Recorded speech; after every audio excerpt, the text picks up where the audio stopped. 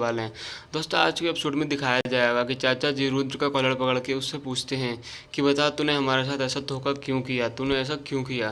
तभी अरमान गुस्से में कहेगा कि चाचा जी इसने अकेले ये सब कुछ नहीं किया है, प्रिशा ने भी इसका पूरा पूरा साथ दिया है, हमारी अपनी होकर के इसने इसके साथ मिल कर के हमको धोखा दिया है और इन दोनों ने ऐसी चाल चली कि मेरी बहन की जान ले ली। दोनों ने मिल कर के प्लानिंग की और उसकी जान ले ली। तभी वहाँ पे इंस्पेक्टर साहब आते हैं और कहते हैं कि इतना बड़ा दुर्घटना हो गया, इसकी क्या वजह रही होगी। तभी अरमान बताता है कि वजह कुछ और नहीं, ये रुद्र रहा है वजह, इसकी वजह से मेरी बहन ने जान दी है, इसने धोखा दिया उसको, इसने शादी के बहाने उसको धोखा दिया और उसकी जान ले ली। तभी सुलोचना गुस्से में कहती है कि आप इस तरह से कैसे कह सकते हैं कि इसी ने जान ले ली है, मेरा बेटा तो दिन भर ऊपर गया भी नहीं था। तभी चाचा जी कहते हैं इसी ने जान ली है, इसने उसके दिल पे वार किया था और मेरी बच्ची अंदर से टूट गई थी, उसने उस धोखे को बर्दाश्त नहीं कर पाई, इसलिए उसने अपनी जान दे दी। इन दोनों ने मिल कर के उसकी जान ले ली है, मैं और कुछ नहीं जानता हूँ, मैं बस इतना ही जानता हूँ कि उसकी जान इन्हीं दोनों ने ली है। और तभी आ जाता है सुलोचना को बहुत ज़्यादा गुस्सा और वो आगे आके कहती है कि आप इस तरह से कैसे कह सकते हैं कि इसने जान ली है, आप सोच समझ के कुछ बोलिए। माना कि हम लोगों ने गलती की और इन लोगों के रिश्ते की सच्चाई आप लोगों से छिपाई, लेकिन हम ये नहीं चाहते थे कि पुरानी रिश्ते की जो उलझन है वो इस रिश्ते पर पड़े, इसलिए हम लोगों ने इस बात को छुपाई। लेकिन हमको माफ़ कीजिए, जो भी हुआ उसके लिए हमको भी दुख है, लेकिन हम ये नहीं जानते थे कि ये सब कुछ इस तरह से सबके सामने आएगा और हम लोगों को ये सब कुछ नहीं पता था। लेकिन ये सब कुछ हमने जानबूझ के नहीं किया है, कुछ भी ये सब कुछ भी हमने जानबूझ के नहीं किया है। तभी चाचा जी जो है उसकी बात काटने लगते हैं तो वो कहती है कि अभी मेरी बात ख़त्म नहीं हुई है, पहले मेरी बात सुनिए। माना कि मेरे बेटे ने झूठ बोला और उसको प्यार नहीं था देविका से, लेकिन आपकी बहू तो बहुत टाइम से आपके साथ रहती थी ना, ये तो आपको सारी सच्चाई बता सकती थी ना कि क्या सच है क्या झूठ है, या अपने रिश्ते के बारे में। तो चाचा जी कहते हैं कि हाँ, इसने तो हमारे साथ विश्वासघात किया ही है, इसने अपनी होकर के हमको इस तरह से किया। और तभी चाचा जी पुलिस से कहते हैं कि ले जाइए इसको यहाँ से, प्रिशा को ले जाने को बोल देते हैं। तभी अरमान रोने लगता है और चाचा जी को मना करता है। तो चाचा जी कहते हैं कि खबरदार तूने कुछ बोला तो इस लड़की के बारे में, इसने हमारी ज़िंदगी बर्बाद करके रख दी और अभी भी तू इसी की साइड ले रहा है, तुझे शर्म नहीं आ रही है, तेरी बहन की ज़िंदगी ख़राब हो गई, तेरी बहन ने अपनी जान ले ली सिर्फ इस लड़की की वजह से। और कहते हैं वो कि रुद्र तो तुमको भाभी जी बोलता था ना, और तुम इसके साथ घूमती रही, बातें करती रही और न जाने क्या क्या करती थी इसके साथ में मिलके, तुमको शर्म नहीं आई। तो ये सारी बातें सुन के और प्रिशा की इंसल्ट सुन के उसकी माँ को बहुत ज़्यादा गुस्सा आ जाती है और फिर वो आग बबूला होकर के उखड़ पड़ती है चाचा जी पे और कहती है कि इनफ, आप बहुत बोल चुके हैं, आपने लिमिट क्रॉस कर दी। अब जानते हैं क्या है प्रिशा के बारे में, इसने आपके घर परिवार के लिए कितनी कुर्बानियाँ दी हैं, आपकी अन्वी को संभाला है इसने, आपके पूरे घर को संभाला है, अरमान को संभाला है। और रही बात देविका की, तो देविका को ये बहन की तरह मानती थी और उससे बहुत ज़्यादा प्यार करती थी। तो चाचा जी कहते हैं आप टीचर है, टीचर ही बन के रहिए, आपका कोई रिश्ता नहीं है प्रिशा से। तभी अरमान कहता है कि एक सच और आपसे छुपाया गया है और हम सबसे भी छुपाया गया है, जो कि इस प्रिशा ने छुपाया है, वो ये कि ये मिसेस श्रीनिवासन और कोई नहीं प्रिशा की माँ है और मिस्टर श्रीनिवासन उसके डैड हैं। तभी चाचा जी कहते हैं कि और कितने सारे सच तुमने हमसे छुपा रखे हैं और कितने तुम्हारे राज अभी उभर करके आएंगे, इस तरह से वो उसको कहते हैं। और फिर कहते हैं कि मुझे पता नहीं था कि तुम हमारे साथ इतना बड़ा धोखा करोगी। और तभी वो इंस्पेक्टर साहब से कहते हैं ये इंस्पेक्टर साहब ले जाइए इन दोनों को यहाँ से, यही दोनों दोषी हैं। तो इंस्पेक्टर साहब कहते हैं कि हम इनको पूछताछ के लिए ले जा सकते हैं, अरेस्ट नहीं कर सकते हैं, आपको एक एफआईआर करनी होगी। तो वो कहते हैं चाचा जी कि हाँ मैं अपना वकील भेजूँगा अभी पुलिस स्टेशन। और तभी पुलिस वाला जो है प्रिशा को और रुद्र को लेकर के चला जाता है, उसके पीछे पीछे उन लोगों की सारी फैमिली भी चली जाती है। और तभी यहाँ पे अरमान रोने लगता है चाचा जी का गला पकड़ के। तभी ऊपर से जो है हॉस्पिटल वार्ड के बॉयज़ जो हैं वो लाश को लेकर के आते हैं देविका की, और उसकी लाश को देख करके चाचा जी और अरमान दोनों ही बहुत ज़्यादा रोने लगते हैं। और फिर वो लोग जो है उसकी लाश को पोस्टमार्टम के लिए लेकर जा रहे होते हैं ताकि पता चले कि आखिर असली वजह क्या थी डेथ की। तो बहुत ज़्यादा रो रहा होता है अरमान और कहता है कि मेरी बहन को कहाँ लेकर के जा रहे हो, मुझसे दूर मत लेके जाओ, और इस तरह से रोने लगता है। तभी पुलिस स्टेशन में यहाँ पे प्रिशा के डैड कहते हैं कि मैं भी एक जज रह चुका हूँ, लेकिन इस तरह से तो कार्रवाई नहीं की जाती है, आप इन लोगों को छोड़ दीजिए, इन लोगों ने कुछ भी नहीं किया है।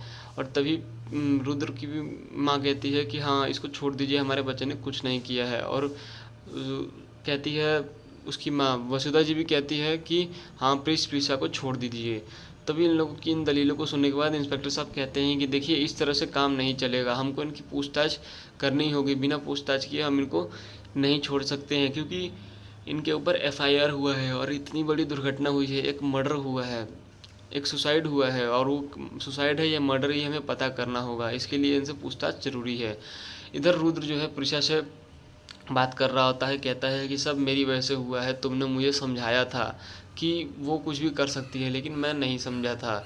तो प्रिशा कहती है कि गलती तो मेरी भी है। तभी रुद्र कहता है लेकिन इस बार तो मैंने शायद कुछ किया भी नहीं था, मैं तो चुपचाप बारात भी लेकर के आ गया था, फिर उसने ऐसा क्यों किया। तो तो प्रिशा कहती है कि मेरी वजह से हुआ, क्योंकि उसने हमारी फ़ोटो देख ली थी मेरे कबर्ड में, जो मेरी सारांश की और तुम्हारी मैंने छुपा के रखी थी, और उसके बाद वो लेकर के आ रही थी मेरे पास पूछने के लिए कि ये कौन है। तभी मैं अरमान से बात कर रही थी तुम्हारे और मेरे रिश्ते के बारे में, और वो सब उसने सुन लिया और उसने ऐसा कर लिया। और तभी रुद्र कहता है कि तुमने मेरी फ़ोटो छुपा करके रखी थी, और इस तरह से वो जो है स्माइल करने लगता है और कहता है कि अब तो तुम इस बात को नहीं बदल सकती हो ना कि तुम्हारी अभी भी फीलिंग्स मेरे लिए नहीं चेंज हुई हैं। और तभी वो खुश हो जाता है और उठ करके आता है इंस्पेक्टर साहब के पास और कहता है कि आपको किसी से पूछताछ करने की ज़रूरत नहीं है, देविका का मुजरिम आपके सामने खड़ा है, आप मुझे अरेस्ट कर लीजिए और सबको छोड़ दीजिए, किसी और को इस प्रॉब्लम में घसीटने की ज़रूरत नहीं है, असली जड़ मैं हूँ, मुझसे ही सब कुछ शुरू हुआ है। तभी कहती है सुलोचना कि तू ऐसा कैसे कर सकता है, तेरे साथ आधी जिम्मेदार प्रिशा भी है, तो उसको कैसे छुड़वा सकता है। अच्छा, अब मैं समझी तू ऐसा क्यों कर रहा है, तू इसके लिए ये सब कर रहा है।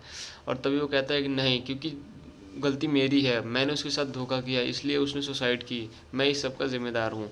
और तभी प्रिशा उसको साइड में लेकर जाती है और कहती है कि तुम ये सब क्या कह रहे हो, तुम्हें पता भी है इससे क्या होगा।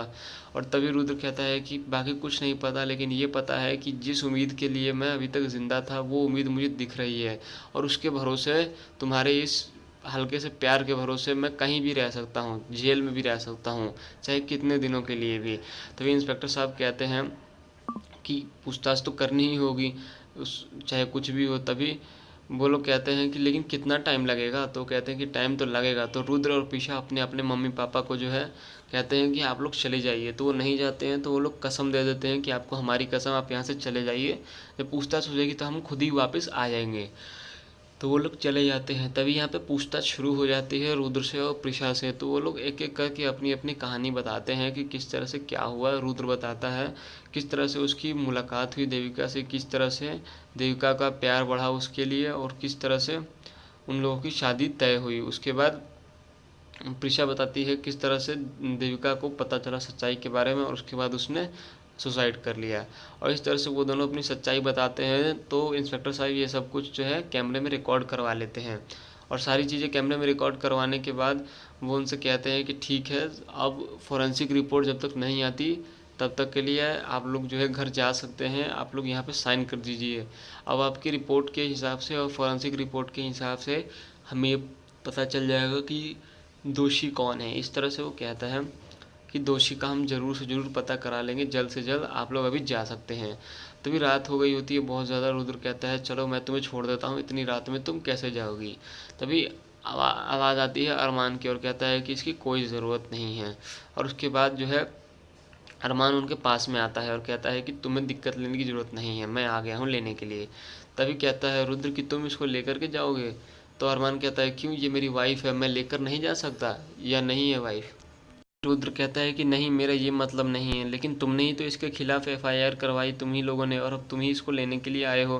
तभी कहता है अरमान कि मुझे अपने लिए नहीं पता, लेकिन इसकी एक बच्ची भी है जिसको ये धोखा नहीं दे सकती है, और मुझे पता है कि ये अन्वी से बहुत ज़्यादा प्यार करती है और वो इसके बिना नहीं रह सकती है, और ना ही ये उसके बिना नहीं रह सकती है।